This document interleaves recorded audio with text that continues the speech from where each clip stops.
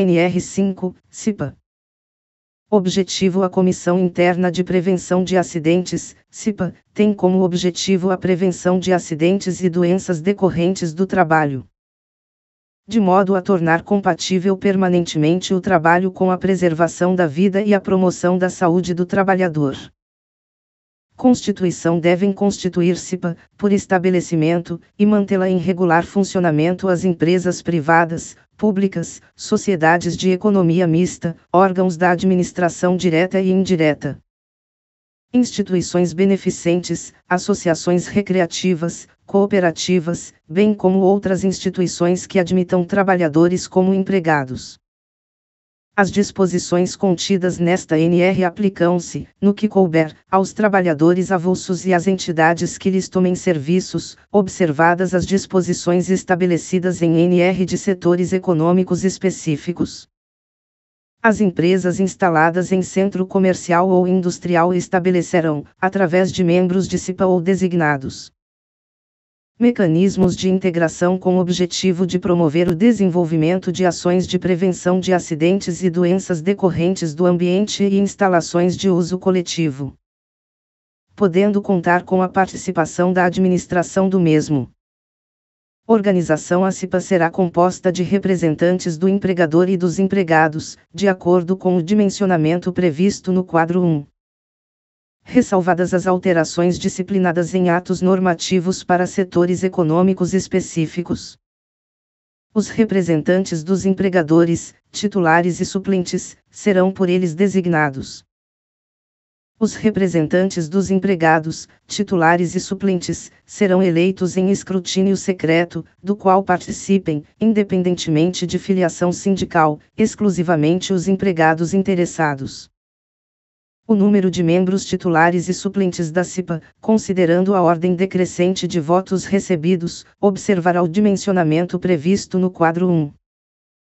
Ressalvadas as alterações disciplinadas em atos normativos de setores econômicos específicos. Quando o estabelecimento não se enquadrar no quadro 1, a empresa designará um responsável pelo cumprimento dos objetivos desta NR, podendo ser adotados mecanismos de participação dos empregados, através de negociação coletiva. O mandato dos membros eleitos da CIPA terá a duração de 1 ano, permitida uma reeleição. É vedada a dispensa arbitrária ou sem justa causa do empregado eleito para cargo de direção de CIPA, desde o registro de sua candidatura até 1 ano após o final de seu mandato.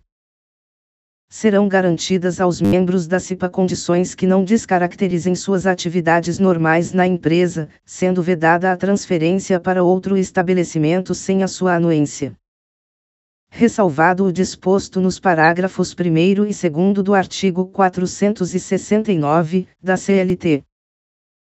O empregador designará entre seus representantes o presidente da CIPA, e os representantes dos empregados escolherão entre os titulares o vice-presidente. Os membros da CIPA, eleitos e designados serão, empossados no primeiro dia útil após o término do mandato anterior. Será indicado, de comum acordo com os membros da CIPA, um secretário e seu substituto, entre os componentes ou não da comissão, sendo neste caso necessária a concordância do empregador.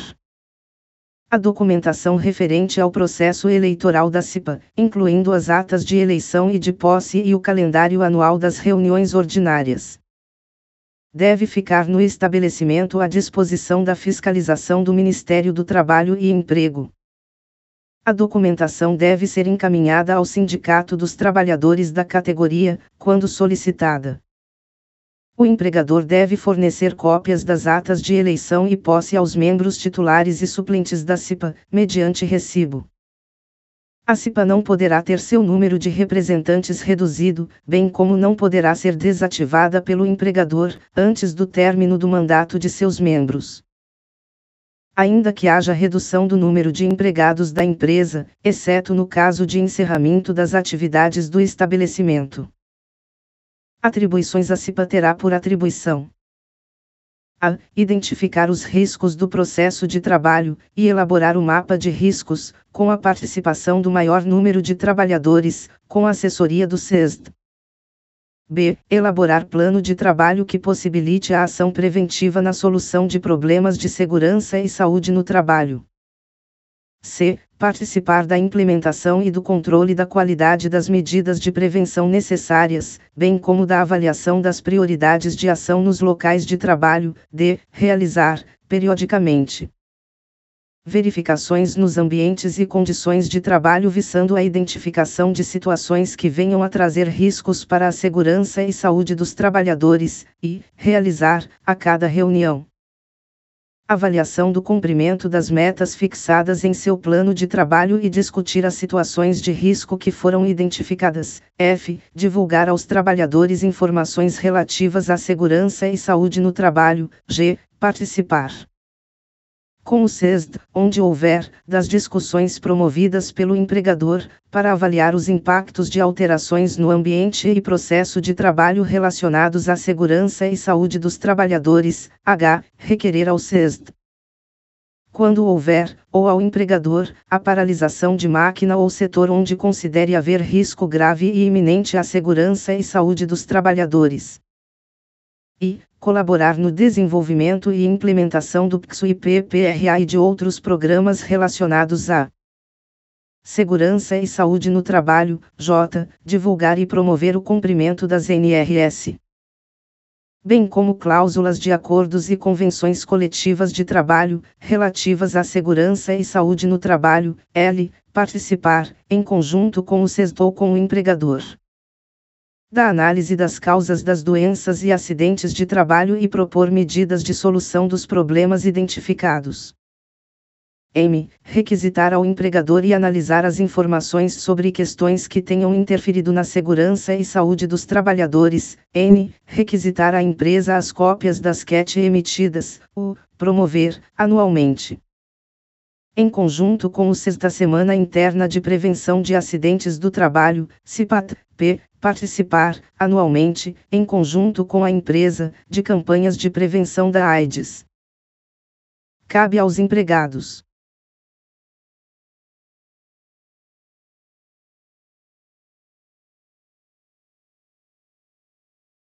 a. Participar da eleição de seus representantes. B. Colaborar com a gestão da CIPA. C. Indicar a CIPA ao CESD e ao empregador situações de riscos e apresentar sugestões para melhoria das condições de trabalho. D. Observar e aplicar no ambiente de trabalho as recomendações quanto à prevenção de acidentes e doenças decorrentes do trabalho.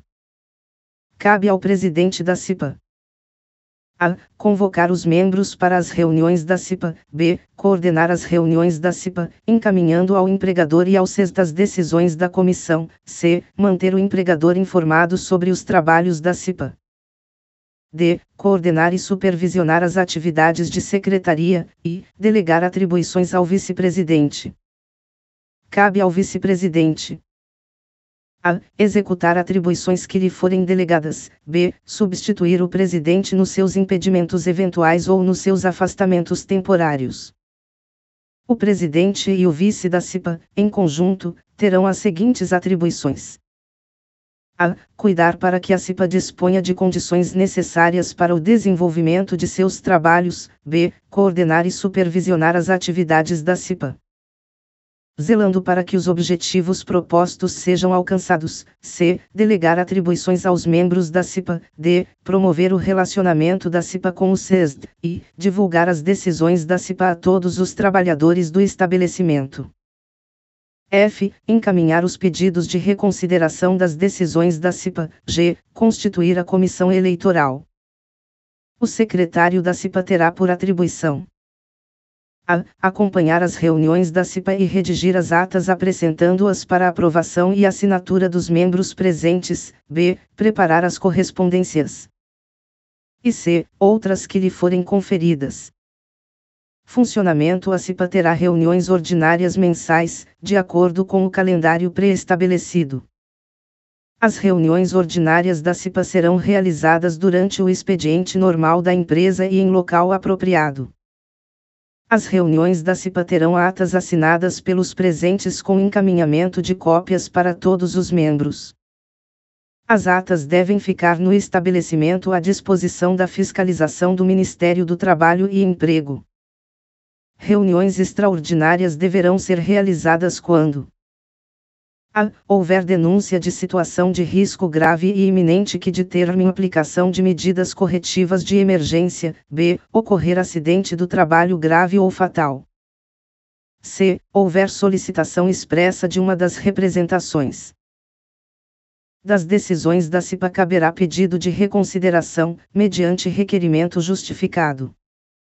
O pedido de reconsideração será apresentado à CIPA até a próxima reunião ordinária, quando será analisado, devendo o presidente e o vice-presidente efetivar os encaminhamentos necessários. O membro titular perderá o mandato, sendo substituído por suplente, quando faltar a mais de 4 reuniões ordinárias sem justificativa. A vacância definitiva de cargo, ocorrida durante o mandato, será suprida por suplente, obedecida a ordem de colocação decrescente que consta na ata de eleição, devendo os motivos ser registrados em ata de reunião. No caso de afastamento definitivo do presidente, o empregador indicará o substituto, em 2 dias úteis, preferencialmente entre os membros da CIPA. No caso de afastamento definitivo do vice-presidente, os membros titulares da representação dos empregados escolherão o substituto, entre seus titulares, em 2 dias úteis. Caso não existam suplentes para ocupar o cargo vago, o empregador deve realizar eleição extraordinária, cumprindo todas as exigências estabelecidas para o processo eleitoral, exceto quanto aos prazos, que devem ser reduzidos pela metade. O mandato do membro eleito em processo eleitoral extraordinário deve ser compatibilizado com o mandato dos demais membros da comissão. O treinamento de membro eleito em processo extraordinário deve ser realizado no prazo máximo de 30 dias, contados a partir da data da posse. Treinamento: a empresa deverá promover treinamento para os membros da CIPA, titulares e suplentes, antes da posse. O treinamento de CIPA em primeiro mandato será realizado no prazo máximo de 30 dias, contados a partir da data da posse. As empresas que não se enquadrem no quadro 1, promoverão anualmente treinamento para o designado responsável pelo cumprimento do objetivo desta NR. O treinamento para a CIPA deverá contemplar, no mínimo, os seguintes itens: a. Estudo do ambiente, das condições de trabalho, bem como dos riscos originados do processo produtivo. B. Metodologia de investigação e análise de acidentes e doenças do trabalho. C. Noções sobre acidentes e doenças do trabalho decorrentes de exposição aos riscos existentes na empresa. D. Noções sobre a AIDS, e medidas de prevenção. E. Noções sobre as legislações trabalhista e previdenciária relativas à segurança e saúde no trabalho. F. Princípios gerais de higiene do trabalho e de medidas de controle dos riscos. G. Organização da CIPA e outros assuntos necessários ao exercício das atribuições da comissão. O treinamento terá carga horária de 20 horas, distribuídas em no máximo 8 horas diárias, e será realizado durante o expediente normal da empresa. O treinamento poderá ser ministrado pelo CESD da empresa, entidade patronal, entidade de trabalhadores ou por profissional que possua conhecimentos sobre os temas ministrados. A CIPA será ouvida sobre o treinamento a ser realizado, inclusive quanto à entidade ou profissional que o ministrará, constando sua manifestação em ata. Cabendo à empresa escolher a entidade ou profissional que ministrará o treinamento.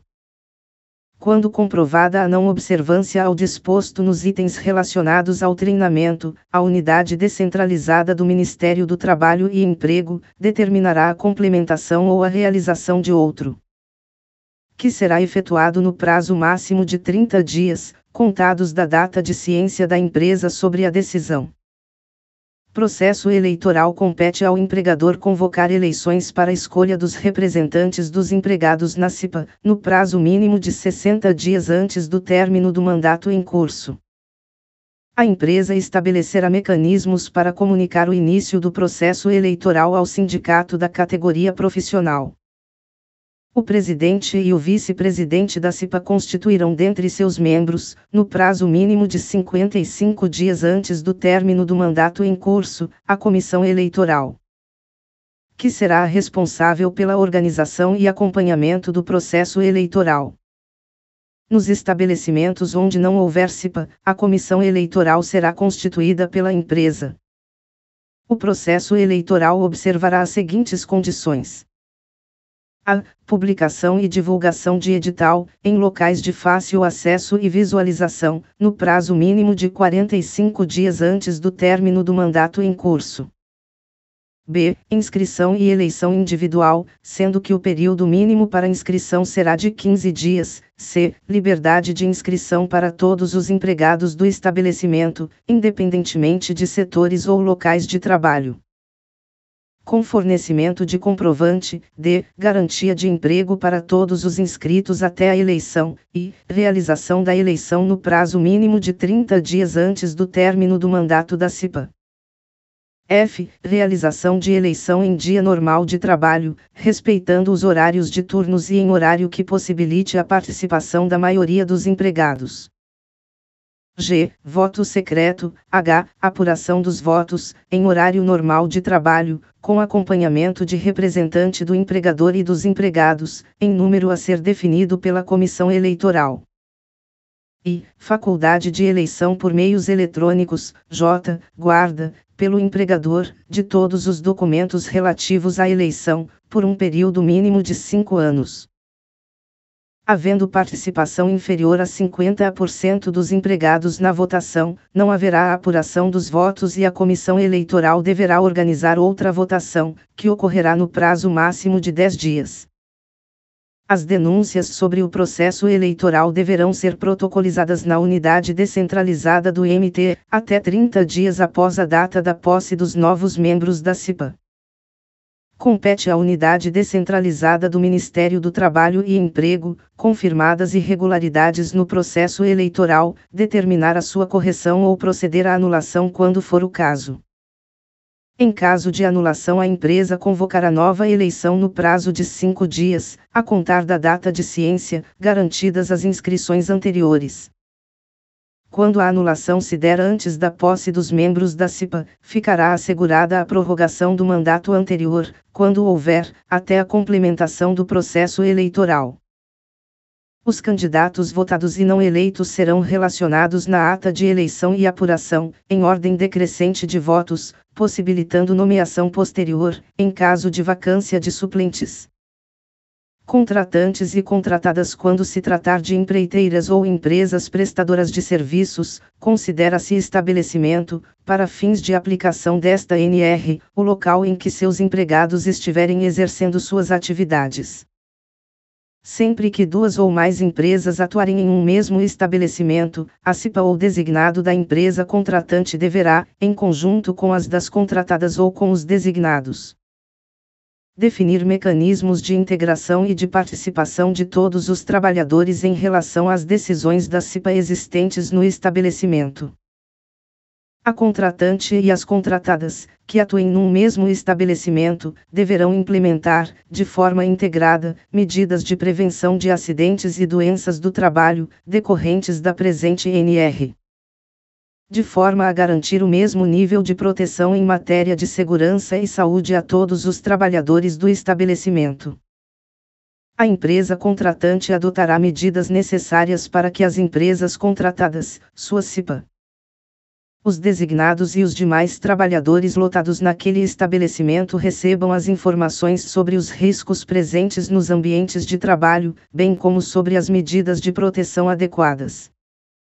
A empresa contratante adotará as providências necessárias para acompanhar o cumprimento pelas empresas contratadas que atuam no seu estabelecimento, das medidas de segurança e saúde no trabalho.